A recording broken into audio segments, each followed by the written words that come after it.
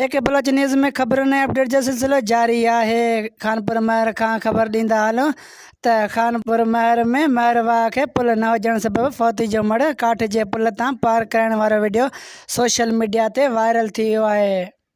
एक भेरो ॿीहर ॿुधाईंदा हलो त महरवा के पुल न हुजण सबबि फौती जो मड़ काठ जे पुल तां पार करण वारो वीडियो सोशल मीडिया ते वायरल थी वियो आहे।